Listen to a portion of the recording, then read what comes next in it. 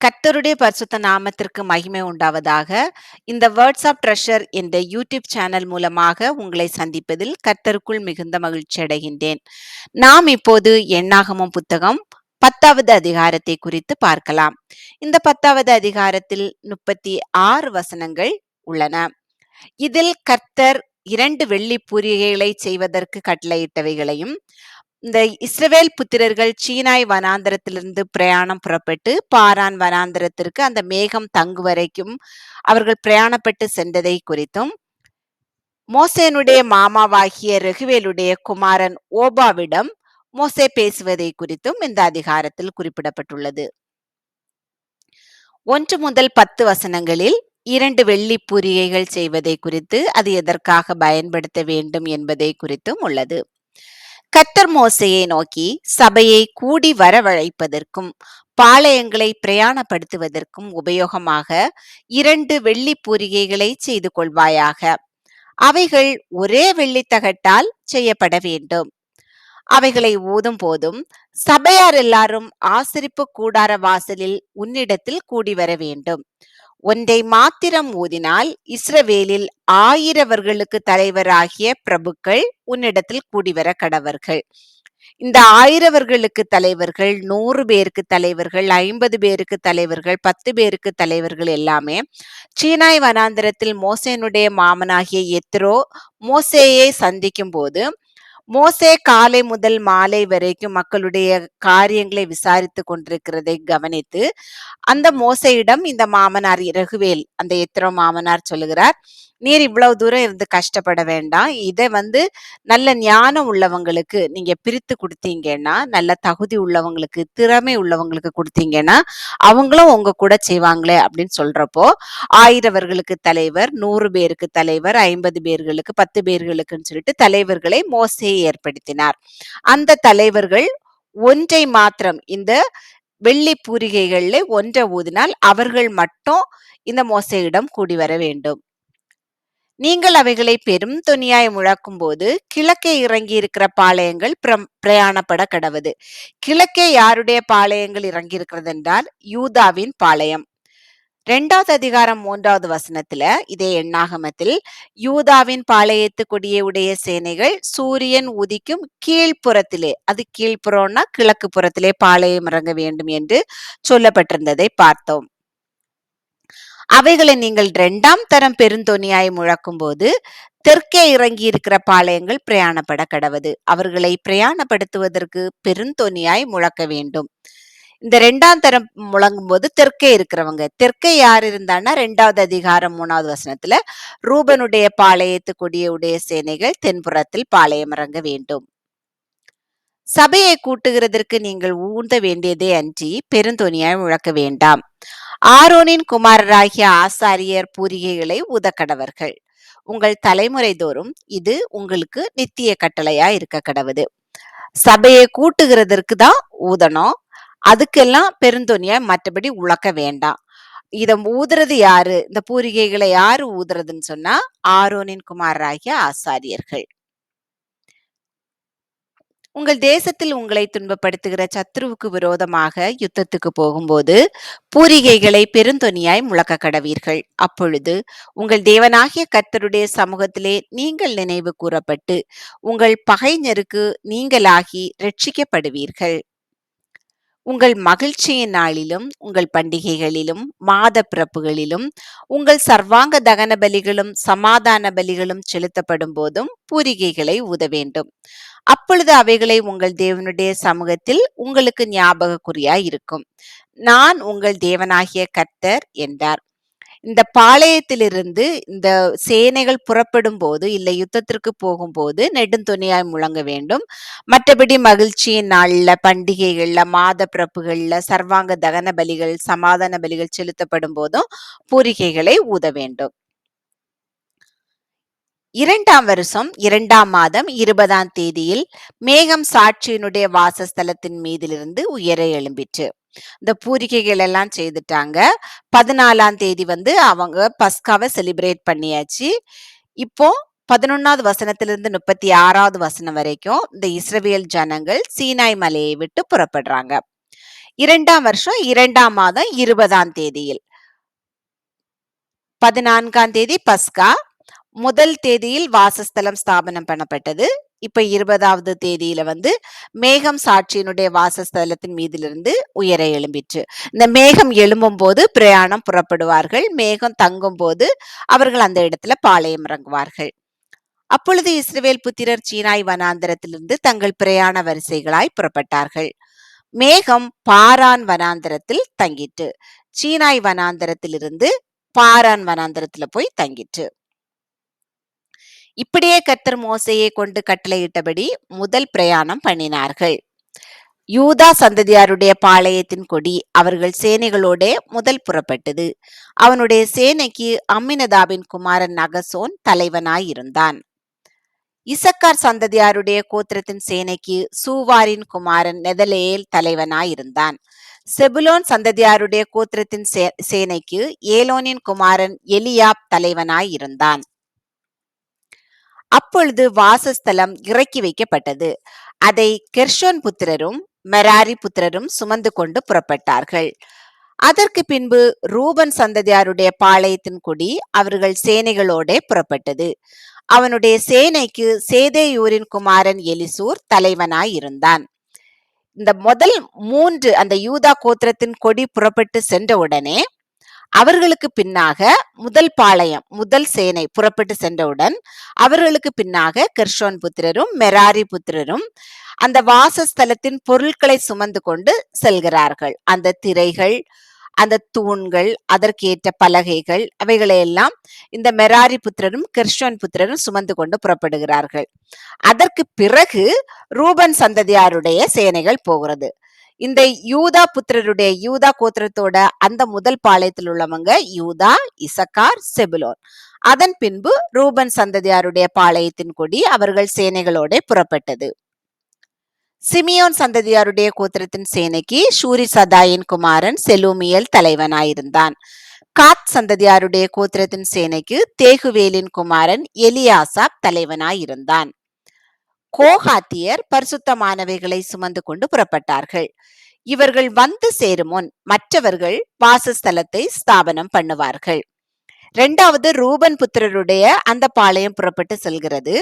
முதல்ல யூதா புத்திரருடைய பாளையம் புறப்பட்டது. அவர்களுக்கு பின்பு யூதா புத்திரன்னா யூதா, இசக்கார், செபுலோன் அவங்க சேர்ந்து முதல் பாளையம் புறப்பட்டது.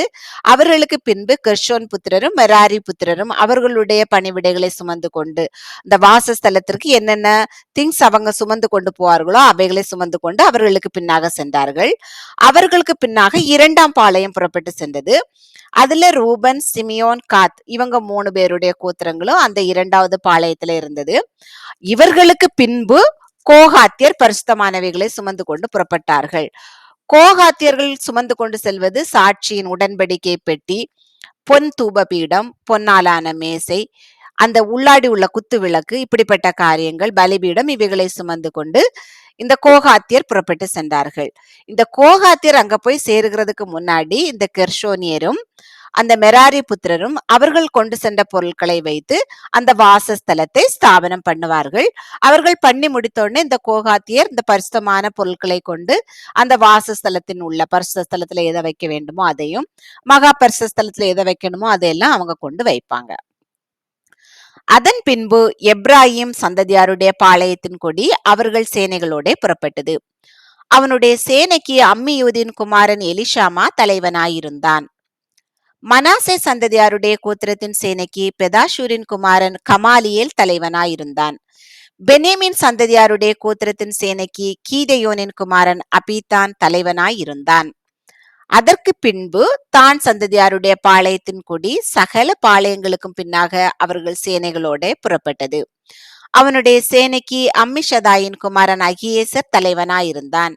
ஆசேர் சந்ததியாருடைய கோத்திரத்தின் சேனைக்கு ஓஹிரானின் குமாரன் பாகியேல் தலைவனாயிருந்தான்.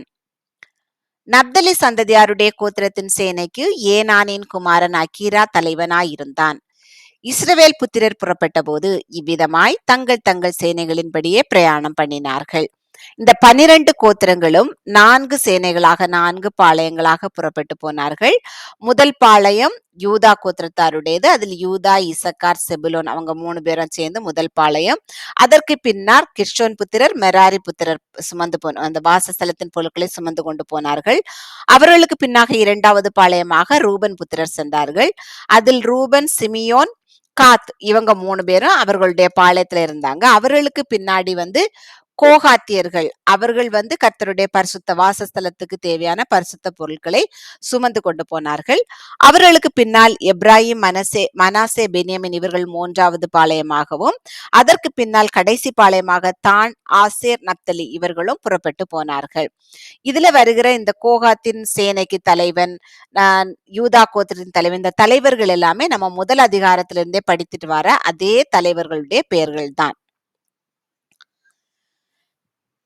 அப்பொழுது மோசே தன் மாமனாகிய ரெகுவேல் என்னும் மீதியானுடைய குமாரனான ஓபாபை நோக்கி, உங்களுக்கு தருவேன் என்று கர்த்தர் சொன்ன ஸ்தலத்துக்கு நாங்கள் பிரயாணம் போகிறோம்.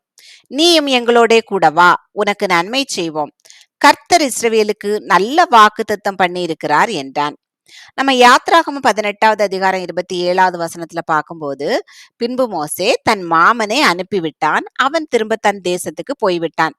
மோசேயுடைய மாமன் அங்க அந்த வனாந்தரத்துல அவங்க சந்தித்து, மோசேயின் மாமன் மோசேயினுடைய மனைவியாகி சிப்போரையும் கூட்டி கொண்டு வந்திருந்தார். அவர்களெல்லாம் பேசிட்டு அவர்களை அனுப்பி விட்டான் மோசே அங்க இருந்து. ஆனா அந்த நேரத்துல மோசேயின் மாமன் ரகுவேலுடைய குமாரன் ஓபா மேபி இவர்களுக்கு கூட தங்கி இருக்கலாம்.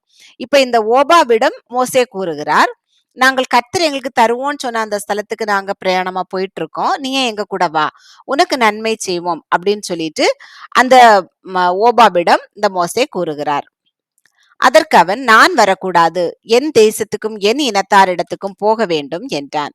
அப்பொழுது மோசே, நீ எங்களை விட்டு போக வேண்டாம், வனாந்தரத்திலே நாங்கள் பாளையம் இறங்கும் இடங்களை நீ அறிந்திருக்கிறபடினால் எங்களுக்கு கண்களைப் போல இருப்பாய். நீ எங்களோட கூட வந்தால் கர்த்தர் எங்களுக்கு செய்தருளும் நன்மையின்படியே உனக்கும் நன்மை செய்வோம் என்றான். அவர்கள் கர்த்தருடைய பர்வதத்தை விட்டு 3 நாள் பிரயாணம் போனார்கள். 3 நாள் பிரயாணத்திலும் கர்த்தருடைய உடன்படிக்கை பெட்டி அவர்களுக்கு இளைப்பாறும் ஸ்தலத்தை தேடி காட்டும்படிக்கு அவர்களுக்கு முன் சென்றது.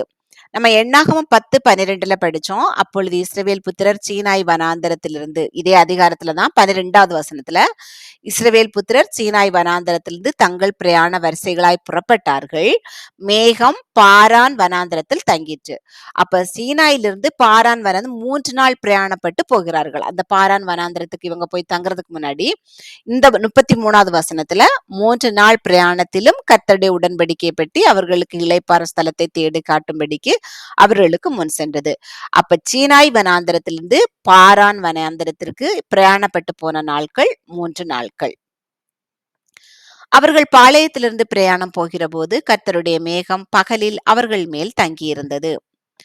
பெட்டியானது புறப்படும் போது மோசே, கர்த்தாவே எழுந்தருளும், உம்முடைய சத்துருக்கள் சிதறடிக்கப்படுவார்களாக, உம்மை பகைக்கிறவர்கள் உமக்கு முன்பாக ஓடி போவார்களாக என்பான். அது தங்கும்போது, கர்த்தாவே அநேக ஆயிரவர்களாகிய இஸ்ரவேலரிடத்தில் திரும்புவீராக என்று சொல்லுவான். குறிப்புகள்: இங்க ஒவ்வொரு கோத்திரம் அதனுடைய தலைவர்கள். முதல்ல பிரயாணப்பட்டு போனது யூதா. யூதா கோத்திரத்தில் முதல் பாளையமாக பிரயாணப்பட்டது யூதா. அதில் யூதா, இசக்கார், செபுலோன். யூதா கோத்திரத்து தலைவன் அம்மினதாபின் குமாரன் அகசோன். இசக்கார் கோத்திரத்தின் தலைவன் சூவாரின் குமாரன் நதனேல். செபுலோன் கோத்திரத்தின் தலைவன் ஏலோனின் குமாரன் எலியாப். அவர்களுக்கு பின்னாடி கெர்ஷோன் புத்திரரும் மெராரி புத்திரரும் வாசஸ்தலத்தை சுமந்து கொண்டு புறப்பட்டார்கள். இவர்கள் சூரியன் உதிக்கக்கூடிய கீழ்ப்புறம் முதற் பாளையம், அதாவது கிழக்கே பாளையம் இறங்கி இருந்தவர்கள். இரண்டாவதாக தென்புறத்தில் பாளையம் இறங்கி இருந்தவர்கள் ரூபன் கோத்திரத்தால், அவர்கள் 2வது பாளையம். அவர்களோடு ரூபன், சிமியோன், காத் இவங்க 3 கோத்திரமும் சேர்ந்து 2வது பாளையம். ரூபன் கோத்திரத்தின் தலைவன் சேதேயூரின் குமாரன் எலிசூர். சிமியோன் கோத்திரத்தின் தலைவன் சூரிசதாயின் குமாரன் செலுமியேல். காத் கோத்திரத்தின் தலைவன் தேகுவேலின் குமாரன் எலியாசாப். இந்த 2வது பாளையம் புறப்பட்டு போன பின்பு கோகாத்தியர் பரிசுத்தமானவைகளை சுமந்து கொண்டு புறப்பட்டார்கள். கோகாத்தியர் வந்து சேரும் முன் மற்றவர்கள் வாசஸ்தலத்தை ஸ்தாபனம் பண்ணுவார்கள். மற்றவர்கள்னா கெர்ஷோனியர் அண்ட் மெராரி புத்திரர்கள் அந்த வாசஸ்தலத்தை ஸ்தாபனம் பண்ணுவார்கள்.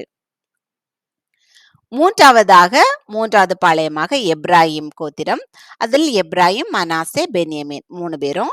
எப்ராஹிம் கோத்திரத்துல தலைவன் அம்மியூதின் குமாரன் எலிஷாமா. மனாசே கோத்திரத்தில் பெதாசூரின் குமாரன் கமாலியேல். பென்யமீன் கோத்திரத்தில் கீதையோனின் குமாரன் அபிதான். அடுத்தது பின் பாளையமாக 4வது பாளையமாக தான் கோத்திரத்தார்.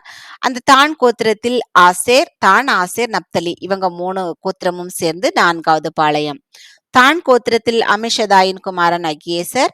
ஆசேர் கோத்திரத்தில் ஓகிரானின் குமாரன் பாகியேல். நப்தலி கோத்திரத்தில் ஏனானின் குமாரன் அகீரா. பொதுவான குறிப்புகளாக இந்த அதிகாரத்துல 2 வெள்ளி பூரிகைகள் செய்திருக்காங்க.